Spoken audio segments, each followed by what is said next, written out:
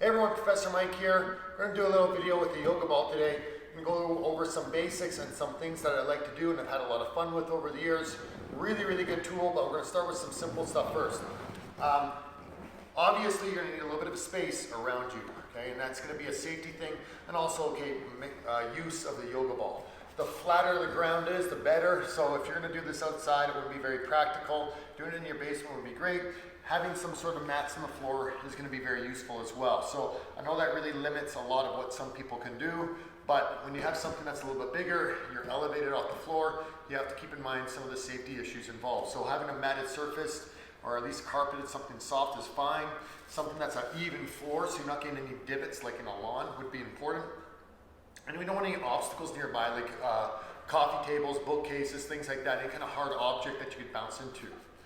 Once you have the yoga ball, you want to make sure you inflate it. So if you've had one for a while and it hasn't been doing anything, you're going to want to inflate it again. It's very common that these turn into a bit of an oblong. They kind of change their shape. And you can see this one earlier, I just blew this one up. It rolls a little bit. So sometimes I might have this one here and it's going to roll like this. And if you sit on it when it's not balanced, it's going to be a little bit awkward to find that balance. So when you put it on the floor, usually you can see this one's got like a target kind of a thing going on. Usually that's going to be a fairly good spot to start with it, but you're going to want to let it settle. Okay? So first thing when you're doing it, if you haven't been on the yoga ball before, just sit comfortably, find a fairly wide little stance, and balance with your feet off the floor. This is the first part. Really good for your core. You're going to want to move the ball a little bit from side to side, and that's fine. It's good for it to move around. It's checking your balance, and it does help with your core. Sitting where you're perfectly still is good, and that's a nice challenge, but it's nice to kind of move around, plus it's a little bit more fun. At the beginning, the challenge is balance. So what muscles do you need to tighten, and how can you connect to the ball? A couple things that help are pulling my heels into the ball, because now I have a little bit of a connection here and on my hips. And I'm just playing with my posture, my head, and my weight, and how I shift my weight to stay on the ball. Okay, so having this is going to help. As soon as you take this away, that's going to be a little bit more unstable. So it's just something to keep in mind. If at any point you need to touch the floor to find your balance, that's fine, okay? Especially at the beginning. So if you're limited on space, that's a really good thing to work on, is just this, balance. Once you're comfortable with that, shift to the side.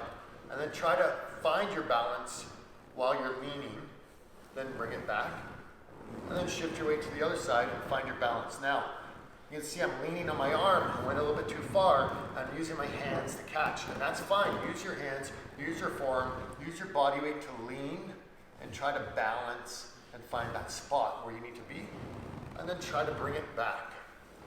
If you have a little bit more space, you can have a little bit more fun with it. So if I feel my weight is off balance, or I put it off balance, which is a better way to think about it, I'm going to roll here.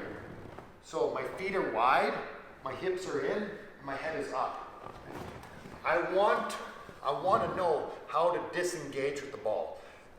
It's going to happen where you flip off of it, and that's why you want to have a matted surface, and that's why you don't want any furniture in the near vicinity of you, right? So it's going to happen where you fly back and you put your hands on the floor, so you got to be really careful about that. But the better way to do it is throw yourself off the ball on purpose. So I'm going to push my hips this way. I'm going to bring my weight to the side, and I'm going to roll on my hips and go belly down. If I need my hands on the ball, that's perfectly fine. Of course, I want to try going the other way, so again at an angle, and then turn. That spin is going to help you out a lot. It's a very jiu-jitsu-like move. The angle is very important. So if you're at 12 o'clock right in front of me, I want to go at 45s on either side, or 45s to the back if I can. If I go straight forward, it gets a little hard and you get spun off the ball. Same thing, if I go straight sideways, you're going to build a lot of momentum and you're going to have a hard time recovering from that. So if you can get used to going forwards at an angle, it's much easier and a lot more control. Same thing goes for going backwards. Now you have a couple options. You can go backwards and bring both your legs underneath And I'll be honest, that one's a little tricky, okay? If you're looking for a challenge, that's a good one. I'll do that in a moment. The easiest one I found is going straight back and over. Now, I'm not a very flexible guy. So to go straight back over the ball kind of incorporates a bit of a splits, and I'm not very good like this. So instead I turn my hips. So I got one leg back and then the other leg. So I bring one leg back and then bring the other leg around. And same thing for the other side. One leg and then the other leg. Go a little different angle here for you guys. One leg, other leg. So you'll find it much easier on my hips if you have tight hips or inflexible legs. One leg and then the other leg. So now we can play around a little bit. And if you feel your balance going in any direction, you can switch your hips. Right? If you feel your weight going back, you can switch around the ball and have a little bit more control.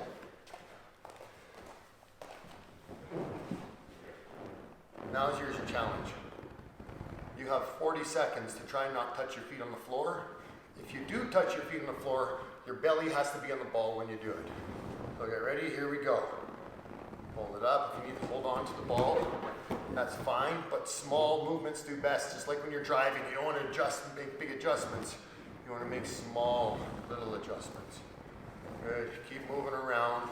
Try to shift to one side. Nice, try to shift to the other side. Good, lean forward a little bit. Lean back a little bit. Move your hips around. Yes, get a little bit of going, side to side. Keep going, another 10 seconds. Good job, get ready, we're gonna disengage the ball. You guys choose forward, backwards, left, right, your choice. I like going this way, best. And there you go, okay? So we're gonna have more videos like this, guys, of other drills you can do with your yoga ball. I love spending a lot of time on this. It's a very fun thing for me to do. There's a lot of activities I have. And if you have any suggestions of what you would like to see, make sure you let me know, okay? Have fun.